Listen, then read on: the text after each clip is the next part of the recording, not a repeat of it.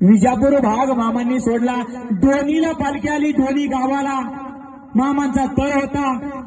3-4 दिवस मुक्काम केला। 3-4 दिवस मुक्काम केल्याच्या नंतर मामांचा तळ केरूर गावाला येणार होता, म्हणजे लखाप्पा पैलवानाच्या, लखाप्पा बेकरे पैलवानाच्या गावाला येणार होता। तर दोन्ही गावावरून पालखी हल्ली, मामांची बकरी पळाली आणि हल्ली आणि केरूर गावाला येत होती। अंतर लांब होतं मंडळी, लक्ष देऊन ऐका, लांब होता अंतर, त्यामुळे बकरी उपाशी होती, अर्ध्या पोटाने उपाशी होती मंडळी। आणि त्यानंतर हे कळालं या केरूरच्या लखाप्पा पहिलवानाला।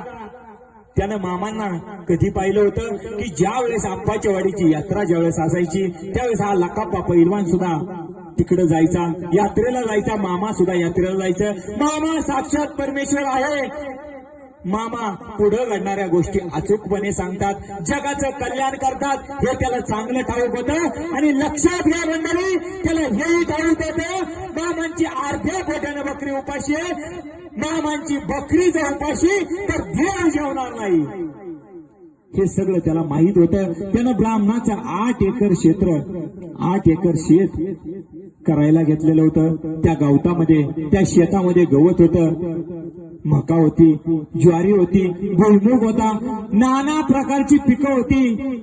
त्यानं रस्त्यावर थांबला, आडवा हात केला, सगळ्या बकऱ्यांना बोलवलं आणि उभ्या पिकात बकरी सोडून दिली।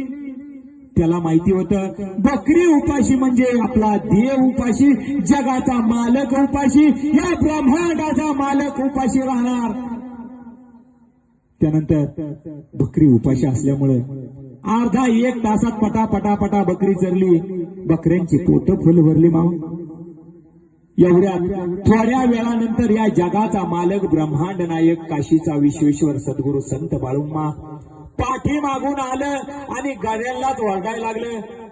काय म्हणायला लागलं, अरे कुणाच्या शेतात बकरी सोडली, कुणाचं घर पेटवायला निघाला।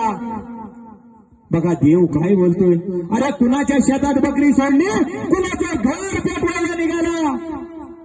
पाण्यास लागली तहान, साधू घरची उलटी खून। पाण्यास कधी तहान लागते का? साधू घरच्या उलट्या खुना। विचार करा मंडळी, सोयीचं करा, कुणाचं घर पेटवायला निघाला, कुणाचं वाटोळं करायला निघाला, म्हणजे कुणाचं चांगलं करायला निघाला का? तर मेंढी माऊली ज्याच्या शेतात चरत असते तिथं विपुल प्रमाणात धनधान्य पिकत असतं, सुख समाधान नांदत असतं। त्यावेळेस एकही गडी माणूस, एकही मामांचा सेवेकरी पुढे बोलायला तयार होईना।